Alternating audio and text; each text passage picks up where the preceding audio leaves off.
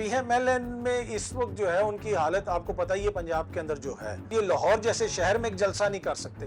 किसने इनको रोका हुआ है कि लाहौर में जलसा करें? आपकी ख्वाहिश ये है कि आप लंदन में बैठे रहें और अवाम आपके हकूक की जंग लड़े। मेरे ख्याल में 14 मई के बाद जो है हुकूमत की मुश्किलात में बहुत ज्यादा इजाफा होगा। उनको क्या जरूरत थी जाने की? और उसके साथ जब वो वापस आए बिलावल साहब, चीनी वजीर खारजा यहाँ पे आए हुए थे पाकिस्तान में, और पाकिस्तान के अंदर चीन के वजीर खारजा, आपको पता है कि आना एक बड़ा इंपॉर्टेंट इवेंट था। चीन के वजीर खारजा ने भी पाकिस्तान में आके बिलावल भुट्टो के सामने खड़े होकर ये कहा कि आप अपने मुल्क के अंदर सियासी अदम इस्तेकाम लेके आए। ये दूसरी बड़ी सफारती कामयाबी है बिलावल भुट्टो जरदारी की कि चीन को ओपनली इस किस्म की बात करनी पड़ी, और ये बड़ी परेशान कुन है।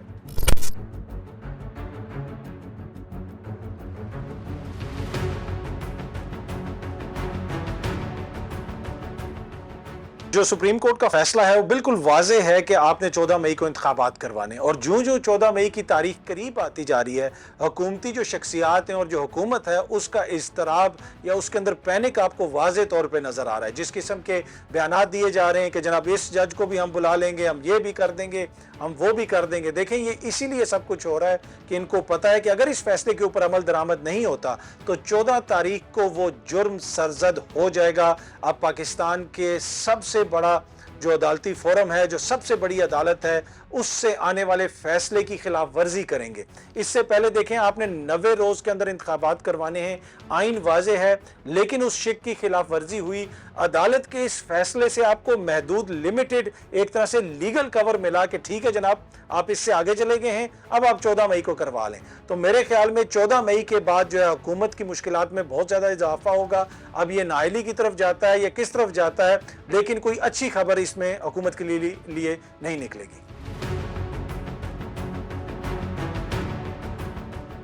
पाकिस्तान में जब भी इंतखाबात होते हैं उसमें जो भी पार्टियां शामिल होती हैं उनमें से कोई ना कोई पार्टी ज़रूर एहतजाज करती है। आप बल्दियाती इंतखाबात की हम कराची में बात कर रहे हैं, अगर आप इवन के नेशनल इंतखाबात भी देख लें जो 2018 में हुए थे, ये जो असेंबली है जिसके अंदर इस वक्त जो है पाकिस्तान पीपल्स पार्टी की क़यादत भी बैठी हुई है, उनकी अपनी हुकूमत है, मियाँ शहबाज शरीफ साहब वज़ीर आज़म है। इस असेंबली के हवाले से ये लोग कहते थे कि ये जाली असेंबली है, ये सिलेक्टर्स लेके आए हैं। तो एहतजाज तो होता है। आने वाले दिनों में अब ये डिपेंड करता है कि किस लेवल की आप धांधली होती है, लेकिन अगर इंतखाबात साफ और शफाफ होंगे और अगर एक जो जमात है जिसको मेजॉरिटी मिली और वो हुकूमत में आ जाती है, तो आप जितना मर्जी बयानियां बनाने की कोशिश कर लें। देखिए, 3 बरस ये सारी जमातें मिलके ये कहती रहीं कि जनाब इमरान खान को सिलेक्टर लेके आए थे, इसको कोई और लेके आया था, इसको अवामी तायीद या सपोर्ट हासिल नहीं है, लेकिन ये अवाम को मोबिलाइज ना कर सके, इनसे ये बयानियां ना बन सका। दूसरी तरफ जब एक जेन्युइनली पॉपुलर हुकूमत का खात्मा किया गया तो एक जमात ने जो इस हुकूमत के लिए मुश्किलात इकट्ठी की हैं या इकट्ठी कर दी हैं तमाम जगहों के ऊपर, वो बिल्कुल आपके सामने है। तो मेरे ख्याल में एहतजाज तो होगा, लेकिन जो पॉपुलर जमात है अगर उसके साथ धांधली होती है तो फिर उसका जो है नताइज कुछ और होंगे।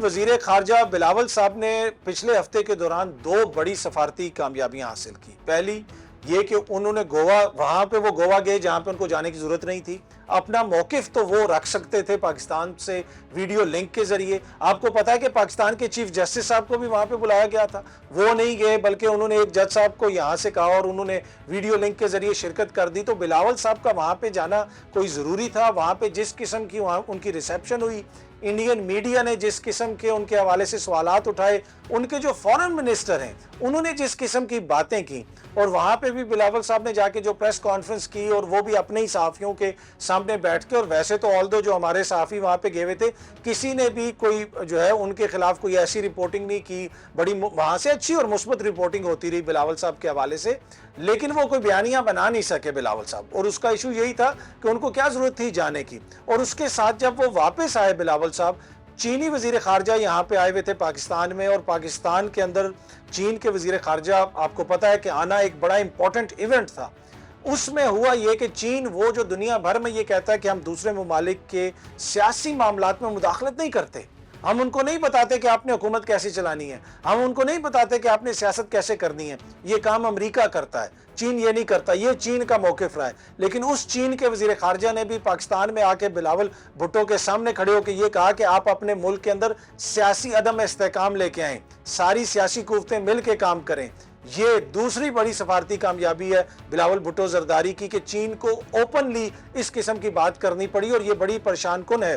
चीन ने क्यों ये कहा? ऑब्वियसली चीन पाकिस्तान का एक दरीना दोस्त है, पाकिस्तान के हवाले से उसको तहफ़्फ़ुज़ात होंगे, पाकिस्तान की फ़िक्र होगी। लेकिन ये बात तो वो बिलावल साहब को बंद कमरे में भी कर सकते थे ना।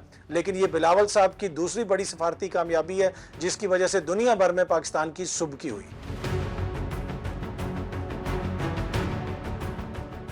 पीएमएलएन में इस वक्त जो है उनकी हालत आपको पता ही है, पंजाब के अंदर जो है, आपको उसका अंदाज़ा इस चीज़ से लगा लें कि वो जो जमात पूछती होती थी कि पंजाब किसका और लाहौर किसका, अब ये लाहौर जैसे शहर में एक जलसा नहीं कर सकते।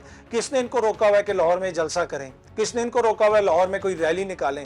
ये छोटी छोटी मार्केज लगा के और हॉल्स के अंदर अपनी सियासी एक्टिविटी कर रहे हैं।